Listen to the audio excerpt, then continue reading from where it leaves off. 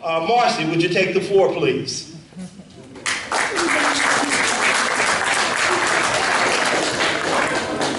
Good morning. For those of you that do not know me, my name is Marcey Collins.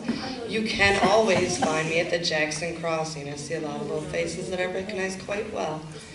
I was a 1990 graduate of Jackson Alternative at the Park School. I also grew up within about a 5-block radius of here. So the next time you come in and think that I don't know where you come from, I do. That's right. I do. And I had to make a choice somewhere along the line to decide that I did not care to be here any longer. I also came to school, as Don was saying, with lots of problems of my own. Drugs, alcohol. I was completely truant every day. And just didn't want to be here. Didn't want to hear anything anybody had to say. I was in fights all the time. I ran away all the time. So when I came to the alternative school, that, by the way, was after many, many trips to the courts, many trips to JCYC, as you guys know it, and a 45-day stint in a drug rehabilitation out of town. Choices are, come back, do what you're supposed to do, or, like Mr. Tassi said, either wind up dead, jail cell, or a prison cell. At the age of 16, I was back home, raising somebody else's infant baby, and had to make a decision. How do I provide for her and myself? The alternative school that I went to, very fortunately, had a nursery in it as well. That's where she and I spent almost 3 years. Wonderful people such as Mr. Gates and Mr. Tassi were the complete fire that I needed to be put up under my behind, to get my head out of my behind, and make a decision that I don't have to stay here in the hood. I can do something with me and for me. Mr. Gates, on more than one occasion, along with a couple of other staff members at the time. Done? Just wait for you to finish. I have all day. Hey guys, I have all day. Yeah, me either, so. Mr. Gates, along with many other members of the staff, on more than one occasion showed up at my door because I was truant from school. I recall many times Mr. Gates telling me, you've got about 2.2 seconds, throw some clothes on, you're going to school and them their pajamas you're wearing.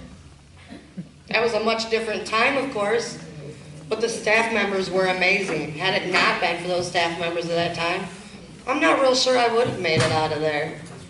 I'm not real sure. The staff members, the point that I'm trying to make about that, ladies and gentlemen, is the staff members here are amazing. They are amazing. They are. Listen to what they have to say to you. I'm sure none of you at times really care to listen to what they have to say, but you should. They've been there. They've racked up heads like myself. Let's go. Hello. Light a fire up under that behind yours. There's no reason that you guys can't make something amazing of your lives. People like myself and others who have been in and out of JCYC, drug rehabs, come on, no different than you guys. You have to make a decision, a conscious decision, that you want to be something better than what you currently see, what you see going on around you, and become a productive citizen of society. I also gave up a scholarship whose staff members were so gracious to make sure that I had set up for me. Full ride to Eastern. Wow. I walked away from it to be a mother. Not saying I regret that, but I'm saying that that's something you can do later in life. That's right. Get your education now so that you don't have to be late 30s, in your 40s, having to go back to school to make a better life for yourself and your children. The other thing that I have to tell you is you have to take ownership of your life. Nobody else can do it for you. None of these staff members can do it for you. You have to take ownership of you.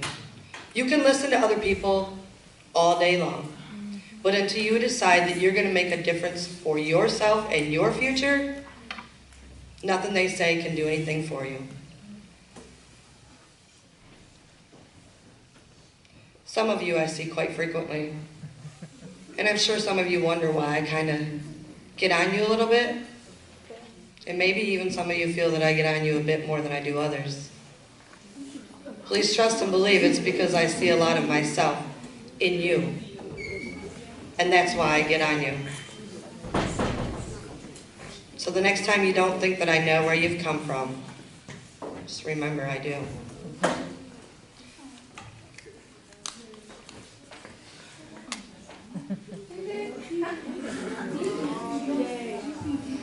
Ladies and gentlemen, if you ever have questions or need somebody to talk to, I'm always available at the crossing. You can always find me there. At that time, thank you very much.